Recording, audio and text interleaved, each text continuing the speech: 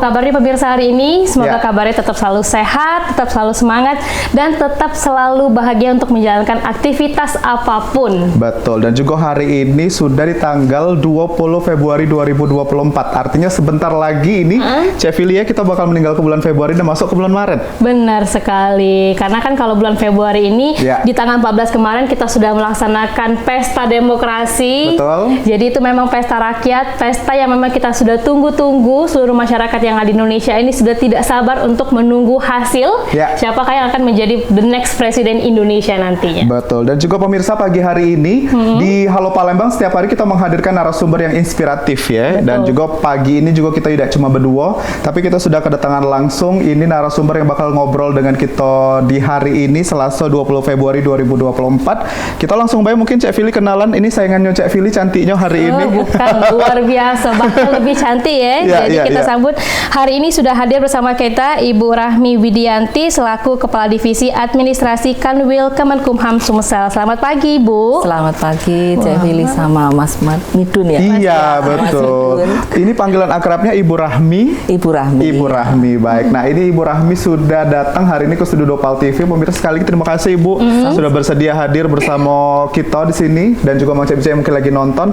Nah, Ibu selaku Kepala Divisi Administrasi Kanwil Kemenkumham Sumatera Selatan, Ibu. Dengan tema kita hari ini menuju integritas unggul, langkah Kemenkumham Sumsel menuju zona integritas tahun 2024. Mungkin sebelum kita ngomongin tema kita ini, Ibu, boleh kita kenalan dulu sama Ibu Rahmi hari ini yang sudah hadir, disapa pemirsa yang ada di rumah, Ibu. Selamat pagi pemirsa, saya Rahmi, Kepala Divisi Administrasi Kanwil Kementerian Hukum dan HAM Sumatera Selatan. Salam kenal. Salam kenal. Jadi hari Ibu Rahmi ini bocorannya pemirsa baru 5 bulan hadir di Palembang. Dan sudah langsung kita culik ya, untuk hadir di studio 2 PAL TV. Ibu, kalau kita pengen tahu Bu, dan juga mungkin pemirsa juga yang ada di rumah, Kepala Divisi Administrasi Kanwil Kemenkumham Sumsel ini kerjaannya apa sih Bu? Kalau kami ini di Kanwil Kementerian Hukum dan HAM Sumatera Selatan, khususnya saya sebagai Kepala Divisi Administrasi, tugas saya itu ngurusi seperti ibu rumah tangga. Jadi kita mengurus bagaimana mengelola SDM-nya, kemudian bagaimana mengelola aset BMN-nya, keuangannya, perencanaannya, sampai dengan bagian umum kerumah tanggaan dan sebagainya. Ya kira-kira yang nggak jauh-jauh dari sarana prasarana SDM, keuangan, nah itu urusan kami. Jadi kami sendiri di Kanwil Kementerian Hukum dan HAM itu ada 4 divisi. Ibu. Cek dan Mas Midun itu ada divisi pemasyarakatan, ada kepala divisinya sendiri, ini mengurusi masalah teknis UPT pemasyarakatan, karena kami membawa ada Bapas, Lapas, Rutan, nah ini kami juga. Kemudian ada kepala divisi imigrasi yang mengurusi teknis masalah keimigrasian, jadi di situ nanti mengurusi kantor imigrasi, membawai kantor imigrasi dan sebagainya.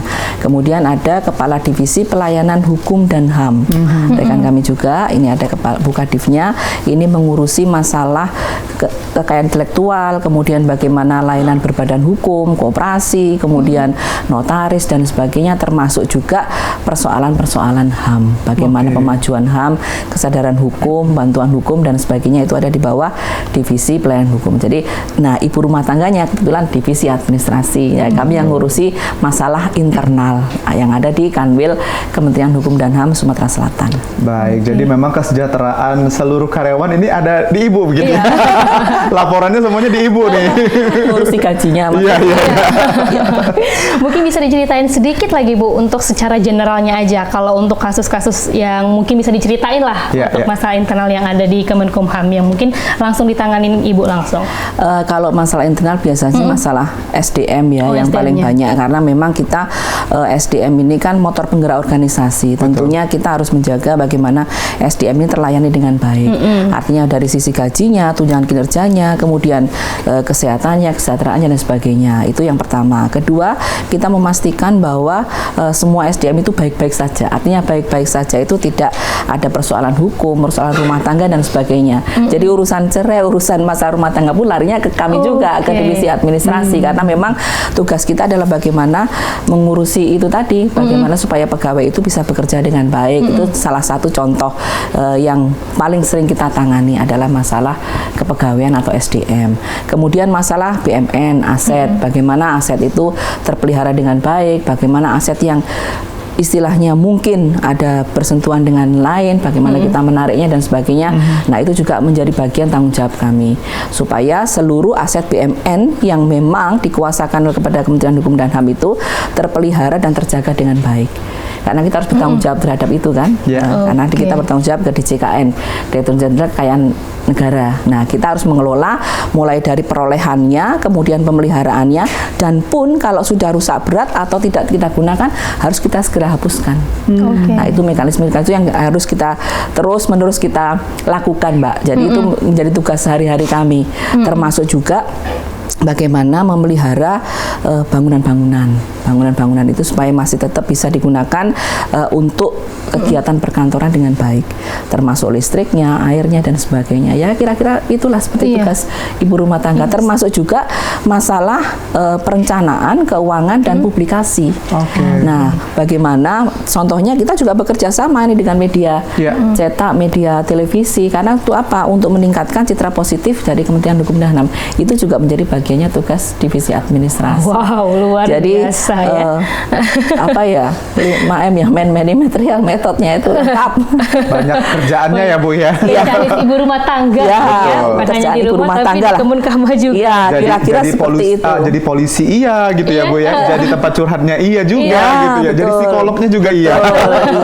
Semuanya dirangkum. Jadi mungkin pemirsa yang di rumah dan juga Cek Bidun, Cek Fili ini taunya Bu Kemenkumham ini yang jaga teman-teman kita di lapas. Ternyata lebih banyak lagi kerjaannya Bu ya. Ada di imigrasi juga. Kita juga mengurusi notaris, badan hukum. Kalau mau mendirikan PT, CV segala macam dari kami. Bahkan paspor juga. Iya, gitu paspor itu keimigrasiannya kan.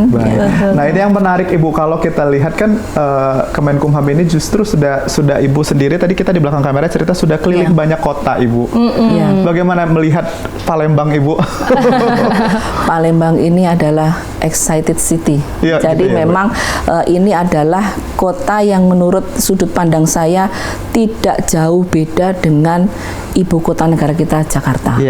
Jadi secara culture-nya, kemudian secara tingkat crowded-nya ya, segala macamnya itu sudah hampir mirip.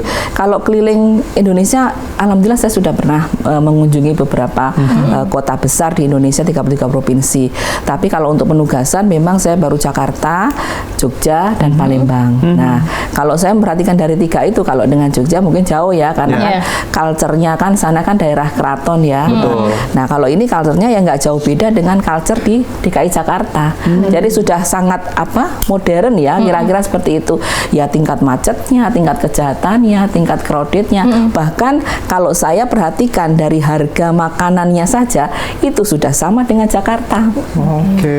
Jadi berbeda sangat jauh dengan harga-harga makanan di Pulau Jawa, kota-kota di Pulau Jawa lainnya. Jadi harganya di sini itu kalau menurut saya sudah, wah ini udah harga Jakarta. Kira-kira seperti itu. Berhubung baru 5 bulan Bu, kalau untuk kulinernya ini bagaimana Bu? Kalau kulinernya overall ya, ini jujur saya suka semua. Karena sebelum saya ditempatkan di Palembang pun saya memang penggemar pempek. Jadi saya memang kalau pun nggak ke Palembang, saya tinggal telepon tante saya tuh, saya minta kirim pempek dari Palembang. Jadi memang suka makan pempek. Kemudian pindang patin itu juga suka. Cuman sekarang sudah agak menurun karena mungkin karena setiap hari makan jadi agak bosan juga ya. Dulunya bisa saya masak sendiri, bisa pindang patin itu. Jadi overall makanan di sini itu bisa saya terima di lidah saya. Good ya Bu. Dan semua udah saya coba.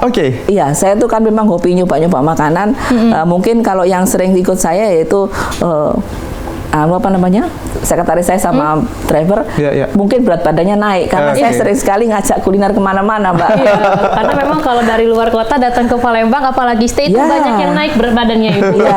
Betul. Tapi terakhir penugasannya di mana kemarin Ibu? Jogja ya. Jogja. Saya 9 bulan di Jogja. Betul. Jadi nggak kaget ya Bu, biasa dengar orang Jogja ngomong, tiba-tiba ngomong dengar orang Palembang juga nggak kaget ya, karena kan memang sudah lama di Jakarta juga. Di Jakarta udah lebih dari 20 tahun. Baik. Nah, kita ngomongin soal tema kita Ibu, ini tentang integritas nanti, dan juga ini kan melekat sekali dengan Kemenkumham. Betul. Karena salah satu aspek menuju Kemenkumham yang unggul itu karena integritas, Bu. Nah, seperti apa Ibu melihat integritas ini sendiri? Jadi kalau bicara integritas itu adalah sesuatu yang abstrak, tidak terlihat. Bahwa the land of integrity itu adanya itu ada di bottom of my heart, di bottom of my heart-nya masing-masing ya. Kita nggak tahu apakah kamu berintegritas atau tidak, tapi kita bisa melihat apakah dia berintegritas dari perilaku sehari-harinya, dari habitnya. Ketika dia berkinerja dari awal dia rekrutmen sampai dia pensiun, dia tidak pernah ada persoalan hukum atau tidak pernah ada. Ini artinya sepanjang perjalanan menurut saya itu sudah berintegritas karena dia melaksanakan tugasnya sesuai dengan aturan yang berlaku. Nah, integritas ini memang harus terus digelorakan, dipupuk. Artinya menjaga integritas seseorang itu adalah dengan sistem, kalau kami itu adalah sistem saling jaga, saling ingatkan. Jadi ketika saya mencoba melakukan itu ke teman-teman dekat, misalnya ke atasan, ke bawahan, misalnya kita melihat ada sesuatu yang sudahlah, jangan seperti itu tidak sesuai dengan aturannya. Nah, itu saling mengingatkan, saling menjaga. Karena integritas itu tipis, kadang-kadang tuh mudah goyah, mudah ini ya, seperti keimanan lah, kira-kira seperti itu, up and down. Nah, ketika kita ditempatkan di suatu tempat yang rawan, nah ini kita harus punya teman-teman atau cycle yang bisa mengingatkan kita, atau bahkan mungkin dari keluarga kita yang bisa menjadi benteng supaya integritas kita tetap bisa terjaga. Memang kalau full integritas ya mungkin hanya punya Tuhan yang Maha Kuasa ya. Mungkin kita, tapi setidaknya jangan pernah kita dalam perjalanan karir kita itu mengotori dengan perbuatan-perbuatan misalnya melanggar aturan atau menyimpang dan sebagainya. Itu sih kalau dari sudut pandang kami. Dan ini memang sejalan dengan pembangunan zona integritas yang memang digelorakan pemerintah saat ini. Dan kebetulan memang di Kanwil Kementerian Hukum dan HAM Sumatera Selatan ini tahun kemarin sudah mendapatkan WBK, wilayah bebas dari korupsi. Nah, tahun ini kita ingin mengikuti kontestasi yang lebih tinggi lagi, wilayah birokrasi bersih melayani. Tentunya itu menjadi tantangan yang tersendiri karena meskipun sistem dibangun sebagus apapun, kalau SDM-nya belum clear, tentunya tidak bisa menjalankan sistem itu dengan baik. Karena kan bagaimanapun SDM itu adalah motor penggerak dari suatu organisasi supaya lebih maju, lebih berkualitas. Kira-kira seperti itu. Baik, jadi memang integritas ini sudah jadi makanan sehari-hari orang-orang Kemenkumham gitu ya, Bu? Sebenarnya bukan orang Kemenkumham, semua ya, Bu? Bahkan Fili, sama Midun harus punya integritas juga. Betul, tapi harus belajar banyak sama Ibu ini. Karena diingetin setiap hari tadi katanya kan Ibu, saling mengingatkan, saling saling ngasih tahu gitu ya, saling menjaga. Apalagi kan Ibu juga Kadif administrasi ya Bu ya, langsung in touch juga dengan kepegawaian. Nah, kalau untuk program pelatihan yang mungkin diberikan juga kepada pegawai-pegawai gitu Bu, mungkin ada nggak sampai sekarang? Ada. Jadi kalau karena kita itu instansi vertikal, kita itu ada beberapa program yang memang dibuat oleh pusat. Jadi kita ada BPSDM namanya, Badan Pengembangan Sumber Daya Manusia. Di situ itu dengan Biro Kepegawaian itu sudah membuat program-program bagaimana meningkatkan kompetensi dari 70.000 sekian pegawai di Kementerian Hukum dan HAM ini, termasuk pegawai di Sumatera Selatan ini. Ada beberapa pelatihan yang memang tidak harus tatap muka, ada e-learning. Jadi ada banyak bentuk pelatihan MOCC segala macam itu yang sudah diberikan oleh pusat untuk seluruh pegawai. Nah, kenapa diberikan pelatihan itu? Untuk merecharge ulang. Jadi kadang-kadang orang itu kalau sudah bekerja terus-menerus itu dengan business as usual, kadang-kadang lupa dengan knowledge-nya. Nggak tahu dulu ilmunya piye ya, gimana teorinya. Lah itu perlu di-recharge. Nah, recharge itu adalah dalam bentuk-bentuk pelatihan, ada pelatihan misalnya sistem akuntabilitas, ada pelatihan manajerial. Kalau untuk kami misalnya di PIMTI kita itu harus melalui tahapan-tahapan diklat, ada PKA, PKP untuk eselon 4, PKA eselon 3, kemudian PKN eselon 2 sampai dengan PIM 1 untuk level eselon 1. Itu yang harus diikuti secara manajerial untuk jabatan struktural. Ada juga nanti pelatihan-pelatihan fungsional, ada pelatihan tentang penyusunan perancang perundang-undangan. Tujuannya semua itu adalah untuk mericat dan sekaligus meningkatkan profesionalitas. Otomatis ketika orang profesional itu kan tingkat integritasnya pun juga akan naik karena kan tingkat kemampuan dirinya meningkat. Iya. Kalau orang tingkat kemampuan meningkat, otomatis agak sulit juga digoyahkan untuk hal-hal yang aneh-aneh, kira-kira seperti itu. Jadi ini semua adalah relate, tidak bisa dipisahkan satu persatu. Wow, luar biasa. Kalau terkait dengan tadi kan ini untuk merecharge Bu ya, mengingatkan kembali SDM-SDM-nya. Kalau untuk tingkat pengawasannya sendiri Bu, kalau kita lihat kan memang kita kerjanya kan sehari-hari nih, Senin sampai dengan Jumat begitu, jam 8 sampai dengan sore begitu. Nah, ini kalau untuk tingkat pengawasannya sendiri dari Kemenkumham seperti apa? Kalau untuk tingkat pengawasan ini kami itu menerapkan ada waskat. Waskat itu sistem pengawasan melekat, itu adalah pengawasan berjenjang. Jadi kalau misalnya ada staf si A ini melanggar, berarti 2 atasan di atasnya ini bisa ikut terperiksa. Artinya dengan mekanisme seperti itu, atasan secara berjenjang akan mengawasi. Kamu hari ini apa pekerjaanmu? Apalagi kita ada SKP itu yang mana di dalam SKP itu sudah terstate pekerjaan harian kita apa, jurnal kita apa. Nah, pada di akhir jam 5 sore biasanya atasan itu akan memberikan nilai pada pekerjaan pegawai itu selama 1 hari. Karena kalau tidak dinilai, kita tidak menerima tunjangan kinerja. Nah, kalau dia puas, dia akan berikan nilai full 2 atau 1. Kalau tidak puas, hanya setengah puas ya 1, atau bahkan kalau yang bersangkutan bawahnya nggak hadir, bisa dienolkan. Nah, kalau dienolkan, otomatis potongan tunkernya akan semakin tinggi. Nah, kalau tinggi ya berarti terima take home pay-nya semakin rendah. Nah, ini menjadi bagian pengawasan yang secara nggak langsung merubah habit seluruh pegawai. Tanpa diawasin pun akhirnya mereka cari-cari pekerjaan. Artinya pekerja yang membuat surat atau mengkonsep atau menganalisa. Karena kalau mereka tidak menunjukkan aktivitas kerja, atasan langsungnya akan melihat, lah kamu kok nganggur saja, saya kasih nilai 1, berarti dipotong kan separuh. Kalau katakanlah kita sebut angka misalnya perharinya dia tunkernya 200, kalau dia dikasih nilai 1 berarti dia hanya terima 100 hari itu. Kalau 0, ya 0, tidak menerima apapun, berarti kan rugi. Nah, disitulah akhirnya para pegawai itu berlomba-lomba untuk memberikan kinerja terbaiknya. Jadi memang pengawasan itu tidak harus diplototin, tetapi dengan sistem, seperti itu bisa otomatis mereka merasa terawasi dengan sendirinya. Awardnya sesuai kinerja. Yes, betul. Dan juga mungkin pengawasannya Bu, jadi ini kerjanya tidak ada yang menumpuk ya. Betul. Karena setiap hari harus bekerja tadi.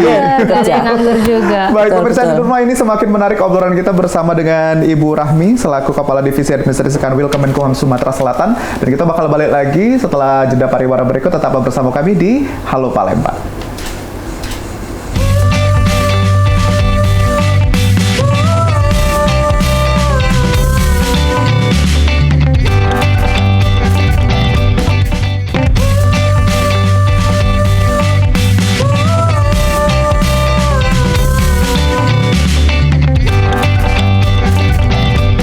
Ya, terima kasih pemirsa, balik lagi kita di Halo Palembang di edisi tanggal 20 Februari 2024 masih bersama dengan narasumber kita Ibu Rahmi yang tadi sudah cerita di segmen 1 terkait dengan integritas dan juga mungkin zona-zonanya beliau ini bergeraknya di mana nih. Divisinya tadi adalah Divisi Administrasi Kanwil Kemenkumham Sumatera Selatan. Betul sekali. Dan juga sekarang kita akan menanyakan bahwasannya kan nobody's perfect ya Bu ya.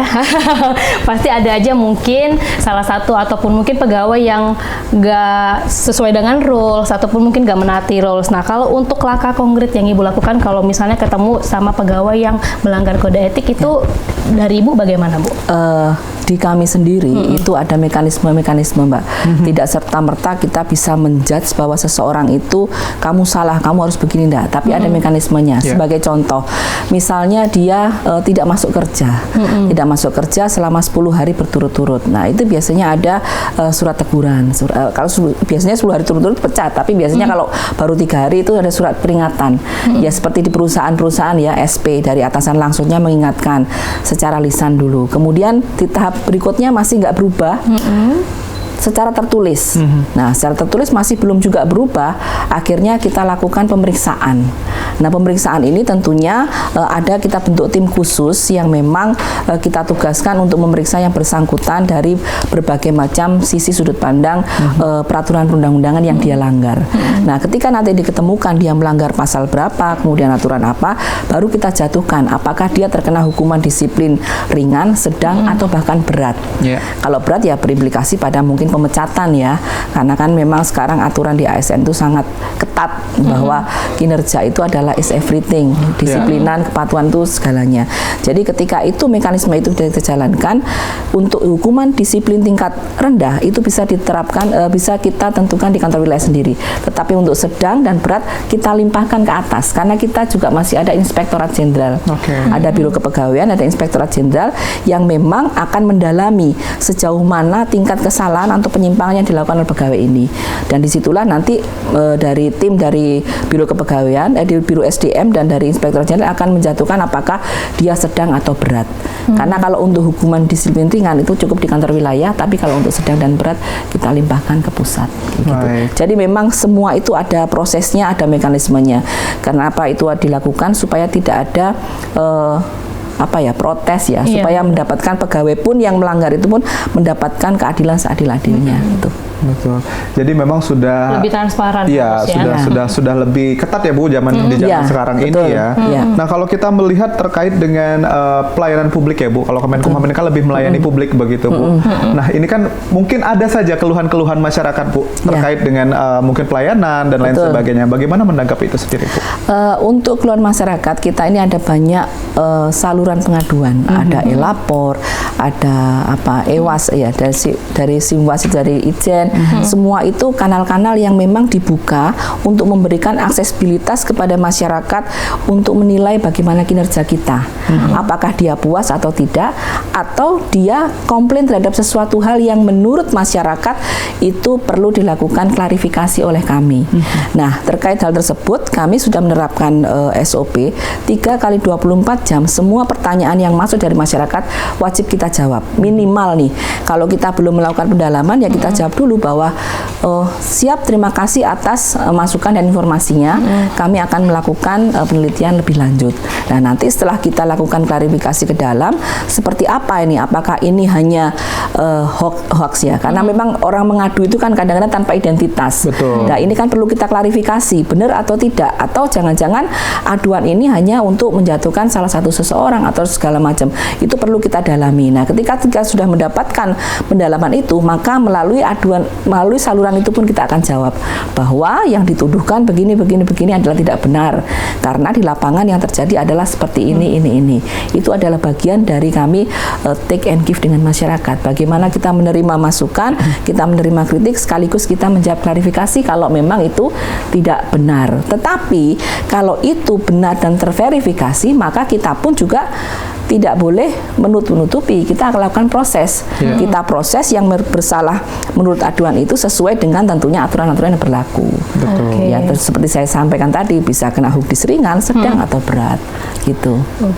Pada intinya kalau memang ada informasi itu benar, kita juga terima kasih kepada masyarakat ya Bu ya. Betul. Jadi memang layanan publik ini kan ya kita bisa kalau dari pelayanan ya dari yang diberikan angket kuesioner ini sejauh ini terhadap pelayanan kami ini masih bagus semua, di atas 95 nilainya. Nah, tetapi memang dari sisi beberapa aduan memang masih banyak masyarakat yang mengeluhkan terhadap layanan yang mungkin belum paripurna atau belum sempurna. Nah, itu menjadi bahan kita untuk selalu mengevaluasi, memperbaiki sistem-sistem mana yang memang perlu diperbaiki. Tapi untuk angka di 90%-an itu sudah lumayan ya Bu. Iya, IKM kita, IPK kita sudah tinggi semua. Alhamdulillah. Dan memang aduan yang masuk pun sampai dengan sejauh ini kita respon dengan cepat, kita jawab tidak kurang dari 3x24 jam. Dan kalau masih dia tidak puas, kita lakukan pendalaman, kita teliti sampai dengan selesai. Kalau memang aduan itu terverifikasi dan memang benar adanya. Tetapi kalau cuman hanya hoax atau isu, ya kita jawab bahwa itu tidak benar dan sebagainya. Kira-kira itu. Nah, kalau itu kan keluhan dari masyarakat ya Bu ya. Dan Ibu juga tadi sudah sampaikan bahwasannya tupoksi dari Kepala Divisi Administrasi itu kan juga begitu banyak. Nah, kalau untuk tantangan-tantangan yang mungkin bagi Ibu tantangan kecil lah, bisa nggak Bu diceritain? Sebenarnya tadi di awal sudah saya sampaikan, tantangan terbesar itu adalah mengelola SDM. Karena disadari atau tidak, membangun sistem itu memang lebih mudah sebenarnya ya. Karena kan sistem itu kan tools ya. Tools itu dibikin oleh manusia. Tetapi yang sangat sulit itu adalah mengelola SDM. Mengelola SDM itu bagaimana merubah habit seseorang, bagaimana memahamkan seseorang. Makanya di dalam area reformasi birokrasi yang namanya manajemen perubahan itu taruh nomor 1. Karena disitulah bagaimana tantangannya merubah mindset, merubah culture set, merubah budaya yang mungkin kalau di kantor wilayah kami amati dengan di Jakarta beda culture-nya ya. Sebagai contoh, mungkin kalau di beberapa kantor wilayah budayanya hampir sama. Jam makan siang itu pasti pulang, karena kan rumahnya deket-deket dengan kantor. Kalau di Jakarta nggak mungkin pulang balik lu udah isak, kelamaan di jalan kan, pasti makan. Nah ini budaya-budaya ini ada beberapa yang memang patuh taat sesuai jam, misalnya katakanlah jam istirahat jam 12 sampai jam 1. Tapi mungkin ada juga yang melebihi itu.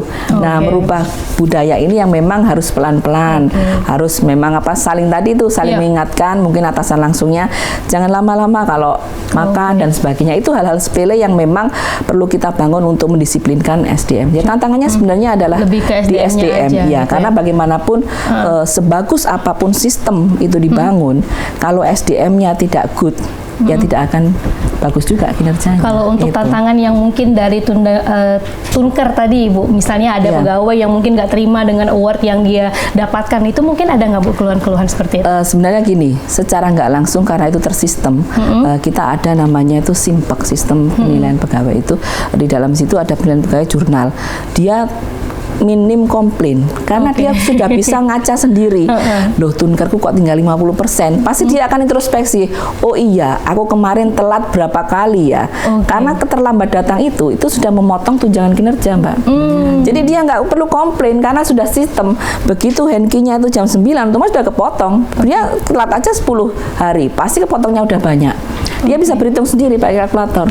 Aku telat berapa kali ya, nanti aku terima berapa, itu bisa di account sendiri. Jadi saya rasa tidak perlu komplain. Mungkin komplain itu mungkin kalau misalnya karena begini, atasan langsung pun ketika menilai menilai alpa atau lupa menilai, sistem itu akan sepanjang dia mengisi jurnal, dia mengerjakan pekerjaannya mengisi jurnal, atasan langsungnya lupa menilai, sistem otomatis akan menilai dengan sendirinya.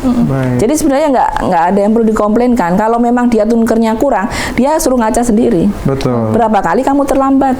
Nah, kemudian berapa kali tidak masuk? Nah, tinggal hitung saja itu. Terima kasih kepada sistem. Ya itu tadi. Tinggal bagaimana merubah habit pegawai itu menjadi lebih disiplin lebih patuh dan sebagainya. Itu aja sih. Betul. Jadi memang pemirsa di rumah menjadi ASN tidak semudah yang dibayangkan ya, dan tidak seenak yang dibayangkan. Yang susah ya. Tidak semudah itu, Ferguson. Betul.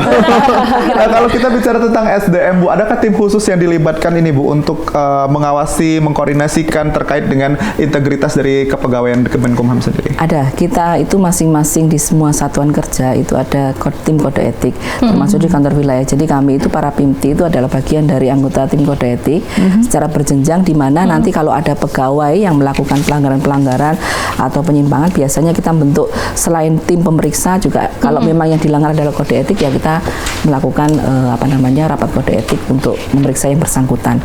Jadi semua itu saya rasa bukan hanya di Kanwil Kementerian Hukum Sumatera Selatan atau di Kumham, tapi hampir semua instansi pemerintah pasti punya itu. Karena itu memang sudah menjadi kewajiban ya dari semua institusi pemerintah. Baik, jadi memang sudah seserius itu untuk masalah integritas ya, Bu. Tadi sudah dijelaskan sama Ibu juga beberapa sanksi yang ada dan berlaku di Kemenkumham. Sampai sejauh ini sudah adakah sanksi terberat yang sudah diberikan, Ibu, untuk pelanggaran integritas? Sebenarnya bukan pelanggaran integritas ya. Ya memang pelanggaran integritas itu kan banyak jenisnya. Iya, betul. Ya misalnya dia menggunakan narkoba atau masuk dalam pidana, itu sudah, kalau sepengetahuan saya itu sudah ada beberapa yang dipecat. Ya, jadi bahkan di pusat pun Pak Menteri itu tegas ketika seseorang itu bersentuhan langsung menggunakan atau dengan narkotika atau bersentuhan dengan unsur pidana yang merugikan atau mencemarkan nama baik kementerian, maka dengan berat hati akan dilakukan pemberhentian secara tidak hormat. Itu sudah banyak. Jadi kalau pegawai Kumham aja sudah berapa ratus itu kalau seluruh Kumham yang dilakukan seperti itu. Ya sama lah mungkin dengan kepolisian, dengan TNI, disersi itu seserius itu memang ya, Bu. Betul, karena memang itu untuk memberikan juga efek jerah bagi yang lainnya. Jangan main-main dengan hal itu kan, kira-kira seperti itu. Bukan hanya di Kemenkumham tapi di hampir seluruh dinas seperti itu. Pemda pun juga sama, saya rasa. Betul. Nah, kalau untuk program-program unggulan yang mungkin Ibu Kadif tahu, karena kan di Kemenkumham kan banyak ya Bu ya, ada paspor dan lain-lain. Nah, kalau untuk program unggulannya yang mungkin Ibu tahu apa Bu? Kami itu karena kita juga bergerak di bidang pelayanan hukum, selain keimigrasian juga kita banyak program unggulan. Kalau di bidang keimigrasian itu kita ada LAKSO, itu adalah sistem layanan paspor jemput bola. Jadi kalau misalnya di dalam misalnya nih di salah satu universitas nih ada 20 orang yang mau bikin paspor, petugasnya aja yang datang ke situ. Oh, itu bisa. Jadi, sekarang Ibu bisa ada program itu LAKSO. Kemudian kita juga membina UMKM untuk bisa mendapatkan merek branding. Jadi one village one brand one village ya, itu juga bagian juga program yang dikeluarkan oleh pusat yang dilakukan juga di wilayah. Jadi bagaimana kita supaya kalau bisa itu satu desa punya satu brand dengan produk itu. Nah, ini selalu digelurakan dan memang responnya dari masyarakat itu berbeda-beda. Ada di beberapa daerah itu merespon dengan cepat sehingga mereka punya produk-produk makanan apa segala macam itu langsung didaftarkan mereknya dan sebagainya. Tapi ada juga memang yang responnya lambat. Termasuk juga bagaimana kita mengangkat nilai indikasi geografis kita. Nah, untuk di Sumsel sendiri ini ada indikasi indikasi geografis kopi Semendo dan sebagainya. Sebenarnya sih banyak yang bisa diangkat dari Sumsel ini. Cuman kembali lagi kadang-kadang ke pelaku usahanya atau masyarakatnya belum terlalu tertarik hal tersebut. Padahal sebenarnya kalau saja mau dilakukan daftarkan indikasi geografis, maka dia akan punya nilai jual tinggi dan tidak akan ada di tempat lain. Contoh sebenarnya Duku Komering itu juga bisa kita angkat indikasi geografisnya. Karena nanti akan kita lihat dengan tesnya itu maka dia hanya tumbuh di daerah Komering, tidak bisa tumbuh di daerah lain. Nah, ini menjadi spesifikasi khusus yang akan meningkatkan nilai jual dari produk itu sendiri. Salapondo yang di Jogja itu kan hanya tumbuh di area di bawahnya. Kenapa dia didaftarkan indikasi geografis? Karena tanahnya itu hanya bisa ditanam di sana yang mengandung abu vulkanik Merapi. Demikian juga dengan kopi Semendo dan sebagainya yang di Palembang. Dan itu sebenarnya kalau saya melihat potensi di Palembang ini yang dengan jumlah kabupaten yang sangat banyak dan penduduknya beraneka ragam dengan produk yang dihasilkan ini punya potensi tinggi dan itu menjadi tantangan kami untuk terus menggelorakan bagaimana masyarakat Palembang itu mau sadar terhadap kekayaan intelektual supaya bisa mengangkat derajat kesejahteraannya lebih baik lagi. Baik. Nah, ini yang menarik Bu, tadi sudah dijelaskan LAKSO. LAKSO ini kan untuk pelayanan paspor begitu ya Bu ya. Dan ini kalau caranya satu instansi atau perusahaan yang pengen ini bagaimana rulesnya? Tinggal hubungin aja ke Kanim. Oke, gitu Bu. Iya, nanti kami misalnya dari Universitas Muhammadiyah Palembang ada 25 orang akan membuat paspor, mohon nanti petugasnya akan datang. Iya, sesimpel itu. Jadi nanti kita sistem jemput bola. Jemput bola. Begitu. Karena memang untuk memudahkan pelayanan kepada publik tadi ya Bu. Dan untuk menghindari juga penumpukan antrian di kantor imigrasi. Betul. Gitu. Baik pemirsa yang di rumah, itu dia tadi beberapa program. Kayaknya kita juga bakal ngobrol lagi terkait dengan program tadi. Mungkin yang pemirsa ini menjadi highlight adalah paspor. Kan kalau kita sekarang datang ke imigrasi sudah tidak mengantri ya, karena sudah punya jadwalnya sendiri-sendiri begitu. Nah, kita akan lebih jelas lagi bersama dengan Ibu Rahmi terkait dengan program-program unggulan dari Kemenkumham. Tapi pemirsa jangan kemana-mana, tetap bersama kami di Halo Palembang.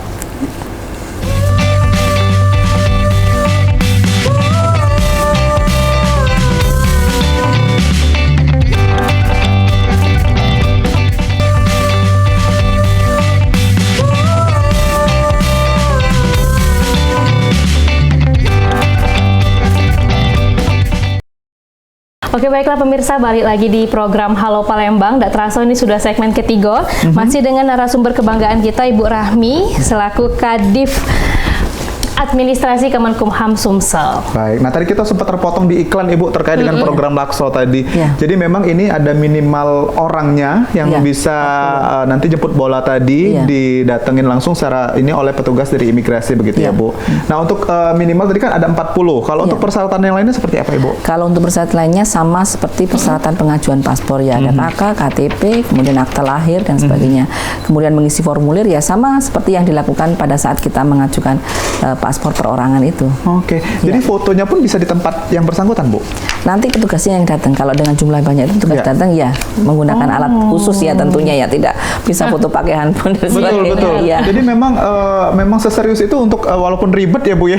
Kan itu ribet nih untuk petugas-petugas imigrasinya. Nanti datang pakai mobil khusus imigrasi ya. Wow, luar biasa ini ya. Jadi luar biasa ini program dari Kemenkumham, dan ini program dari tahun berapa Ibu kalau boleh tahu? Lakso itu 2002 akhir di launching, 2003 awal sudah diberlakukan. Sekarang masih cukup berlaku lama ya Bu ya. Cukup. Ya. Dan kira-kira itu programnya sampai sekarang apakah kondusif Ibu ya? Masih biasanya yang menggunakan itu banyak beberapa dari universitas ya, yang memang perusahaan mau juga perusahaan gitu. ataupun universitas yang mau melakukan misalnya perjalanan ke luar negeri dalam rangka akademisi atau apa dalam jumlah banyak. Nah, itu biasanya menghubungi kami di Kandim, maka nanti petugas itu akan datang dengan minimal jumlah 40 tadi minimal yang dilayani.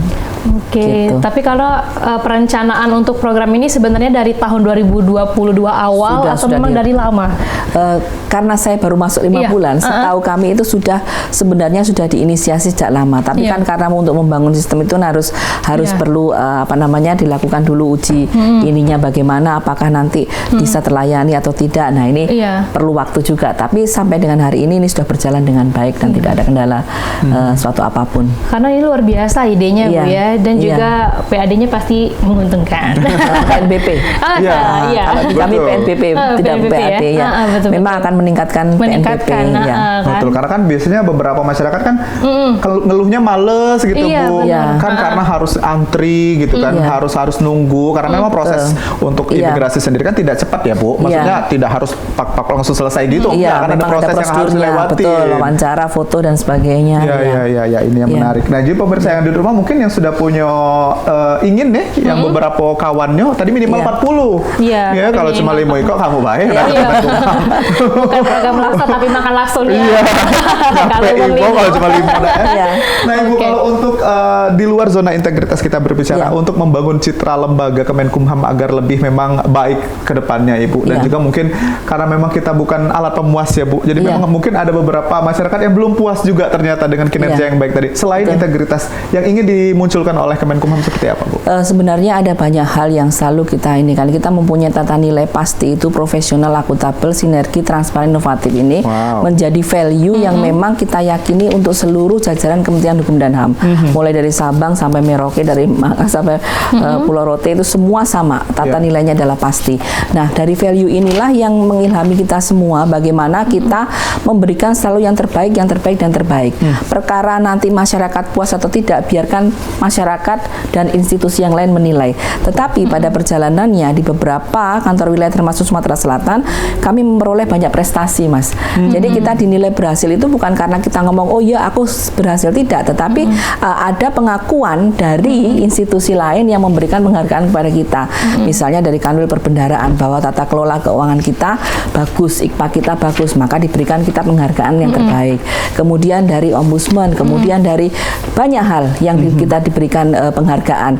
Artinya di situ menunjukkan indikasi bahwa yang kita lakukan tidak sia-sia. Ada apresiasi dari institusi lain terhadap kinerja kita. Itu yang pertama. Kedua, kita melihatnya dari jumlah aduan. Jumlah aduan yang kita lihat itu banyak, beberapa aduan itu yang menurun. Artinya tidak sebanyak dari tahun-tahun yang lalu. Semakin hari semakin jumlahnya semakin menurun. Kemudian dari tingkat indeks kepuasan masyarakat, IKM kita setiap hari setiap bulan kalau kita lihat tuh naik, Pak. Jadi selalu angkanya itu lebih pada 98, hampir kadang-kadang 99. Memang tidak sempurna, tetapi menurut kami itu adalah bagian dari apresiasi yang diberikan masyarakat dalam memberikan penilaian terhadap kinerja kita. Tapi kembali lagi, dari itu semua kita tidak bisa serta-merta langsung berpuas diri bahwa di internal kita pun masih banyak yang harus diperbaiki. Kembali lagi tadi tantangan utamanya adalah SDM. Nah, bagaimana kita memperbaiki secara perlahan SDM, kemudian sekaligus memperbaiki beberapa area dari sistem-sistem yang memang harus kita perbaiki. Makanya di dalam zona integritas itu kan ada 6 area: manajemen perubahan, bagaimana mindsetnya kita rubah, culture setnya kita perbaiki, kemudian penata laksanaannya bagaimana kita mengelola IT-nya, persuratannya kita beresin semua. Kalau bisa berbasis teknologi informasi, ya berbasis teknologi informasi semua. Kemudian bagaimana sistem akuntabilitasnya, transparansinya, apakah semua yang kepekerjaan kita ini ada indikatornya, terukur dan sebagainya, itu semua kita lakukan. Kemudian pengawasannya, sistem pengawasannya, termasuk pengelolaan SDM-nya, dan terakhir adalah bagaimana kita meningkatkan kualitas layanan publik kita. Tadi sebagai contoh, kita pun dengan melihat potensi di Sumatera Selatan, kita menggelorakan. Tadi malam itu sudah di launching untuk mensosialisasikan, mendiseminasikan produk-produk yang akan berpotensi indikasi geografis. Jadi kita memang bekerja sama dengan beberapa university untuk melakukan pendampingan di beberapa daerah yang memang punya potensi bisa diangkat indikasi geografisnya. Betul. Itu bagian-bagian memang kita lakukan. Selain itu kita juga memberikan penyuluhan standar hukum karena memang itu bagian yang tidak terpisahkan, termasuk juga memberikan fasilitasi penyusunan peraturan daerah, itu juga bagian dari tugas kami. Ada banyak hal memang yang harus kita lakukan dan kita perbaiki, tapi setidaknya dengan berbekal value tata nilai pasti tadi, itu yang mengilhami bagi seluruh pegawai Kementerian Hukum dan HAM dimanapun berada, di luar negeri maupun di dalam negeri, untuk bekerja memberikan terbaik untuk bangsa negara ini. Itu. Jadi memang kepuasan itu dihitung dengan beberapa penghargaan yang sudah dilakukan. Ada beberapa indikator, ya. Ada indikator. Jadi memang Kemenkumham juga bukan pemuas ini ya Bu, masyarakat betul. ya Bu, Iya. sebaik mungkin sebisa mungkin akan melakukan memberikan terbaik, betul. Benar. Jadi kan sudah dibuktikan juga bahwasannya tadi IPK-nya sudah 90-an ya Bu ya. Ya, di atas 95 Sudah IPK, dapat banyak IKM. penghargaan juga, Betul. termasuk dari satu lembaga yang netral juga, Ombudsman tadi sudah disebutkan, betul. ya kan. Jadi memang ini sudah dihitung Bapak Ibu ya, Bang Bicara di rumah, memang ini kepuasan pelanggan dan juga pelayanan publik yang ada di Kemenkumham, insya Allah ya Bu, amanah begitu ya Bu.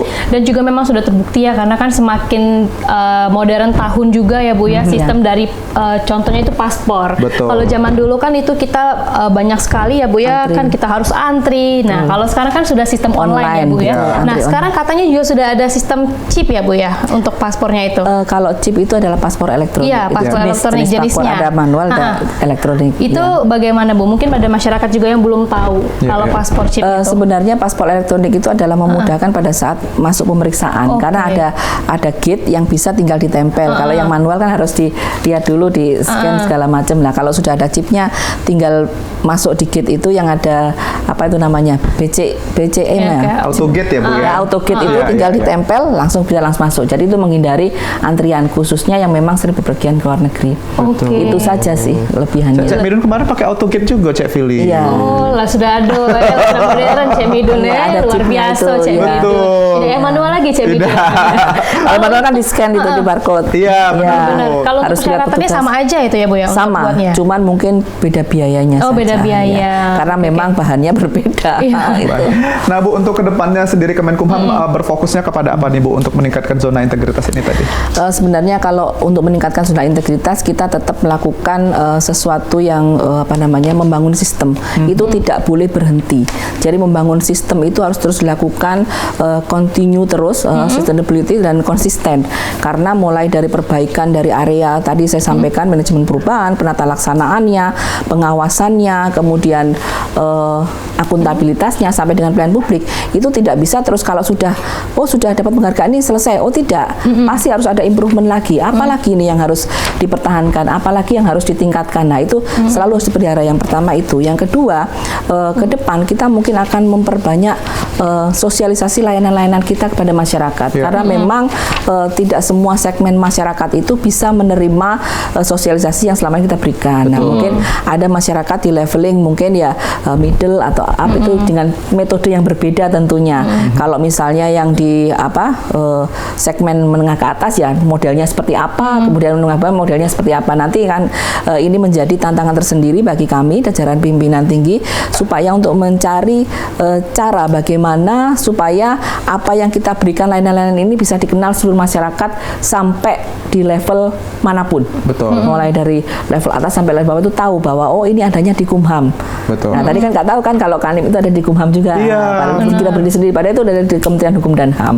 Jadi ini yang akan kita coba terus-menerus gelorakan dan kita sosialisasikan seluruh masyarakat, khususnya di masyarakat Provinsi Sumatera Selatan. Betul. Dan juga yang menjadi salut satu Bu dari Midun, ini Kemenkumham setiap kantor ya Bu, mau imigrasi kan juga pernah ke kantor yang ada di Polda begitu ya Bu. Ada tulisan tuh tidak menerima gratifikasi dan segala macam. Kan itu besar-besar banget tuh Bu tulisannya. Ya, jadi gratifikasi itu adalah bagian dari public campaigns kita. Jadi kalau memang pemberian ada batasan. Jadi pemberian seluruh jenis pemberian itu adalah gratifikasi. Jadi tapi ada gratifikasi yang dilarang. Dilarang itu adalah jika pemberian itu melebihi angka nominal tertentu. Kalau dari aturannya yang waktu itu disosialisasikan KPK di bawah 300, kayak misalnya saya mengunjungi orang sakit beli buah 250 ya itu diperbolehkan. Tapi kalau sudah melebihi dari itu, lebih dari sudah segala macam itu gratifikasi. Apalagi kalau itu diberikan dari bawahan kepada atasan dan itu wajib dilaporkan. Nah, misalnya kita menerima nih bingkisan hadiah ulang tahun ya. Itu kita laporkan saja. Dilaporkan bahwa saya pernah menerima hadiah inilah. Nanti dari sana dari KPK akan menjawab diperbolehkan atau tidak. Nah, kalau tidak diperbolehkan ya silakan dikembalikan ke pemberinya atau disimpan di kantor di etalase khusus ada. Tapi kalau misalnya diperbolehkan biasanya akan dijawab silakan. Biasanya kalau diperbolehkan itu makanan, bisa dikasih kita pempek cuma 1 kotak 200 ya kan nggak mungkin ditaruh di kantor dan bisa busuk kan. Biasanya diperbolehkan. Jadi memang gratifikasi itu ada banyak jenisnya. Ada yang diperbolehkan, ada yang dilarang. Jadi seserius itu ya Bu, itu juga bannernya besar-besar karena memang harus dilaporkan. Kan, memang harus dilaporkan. Dan kita secara rutin juga setiap bulan itu wajib lapor untuk berapa jumlah gratifikasi yang diterima oleh pegawai. Dilaporkan ke Inspektorat Jenderal. Nanti Inspektorat Jenderal melaporkan ke KPK. Demikian dan seterusnya. Oke, mungkin terakhir Ibu bisa dikasih himbauan untuk pegawai ataupun untuk masyarakat yang ada di Sumatera Selatan. Untuk seluruh masyarakat Sumatera Selatan, jangan segan-segan kalau ingin mencari informasi layanan yang ada di Kementerian Hukum dan HAM, silakan datang ke kantor kami di Kanwil Kementerian Hukum dan HAM Sumatera Selatan di depan Taman Makan Pahlawan, ancer-ancernya biar gampang. Nah, di situ Bapak Ibu atau teman-teman semua warga Sumatera Selatan bisa memperoleh informasi apapun yang dibutuhkan terkait Kementerian Hukum dan HAM. Mau tanya-tanya tentang bagaimana mendirikan PT dan sebagainya, kami siap melayani dengan senang hati. Wow. Dan juga jangan takut karena memang sudah menegakkan zona integritas tadi ya Bu. Tidak dipungut biaya. Betul. Silakan datang tanya-tanya, monggo silakan mau mendaftar atau apa silakan tanya. Dan pun kalau ada biaya, semua biaya itu adalah biaya resmi yang langsung disetorkan ke akunnya Kementerian Keuangan ya, kira-kira seperti itu karena disetorkan ke negara gitu. Baik. Itu dia obrolan kita pemirsa yang diterima. Terima kasih Ibu Rahmi Widianti, Kepala Divisi Administrasi Kanwil Kemenkumham Sumatera Selatan sudah mampir ke Halo Palembang hari ini Ibu. Sama-sama. Terima kasih, semoga memang Kemenkumham bisa terus menegakkan zona integritas ya Bu. Amin. Dan juga memberikan pelayanan terbaik untuk publik dan juga masyarakat khususnya Sumatera Selatan. Terima kasih pemirsa yang di rumah, itu dia Halo Palembang pagi hari ini. Jangan lupa terus saksikan Halo Palembang setiap hari dari jam 9 sampai dengan jam 10 cuma di PAL TV. Memang punya kita. Akhir kata aku Mang Cek Midun dan aku Cek Fili pamit undur diri. Terima kasih dan sampai jumpa. Palembang Darussalam, Palembang kota kita, terkenal sunyi musinya, terkenal dengan pempeknya, jembatan Ampera yang anggun, masjid agungnya yang cinta, menambah terkenalnya kota kesal.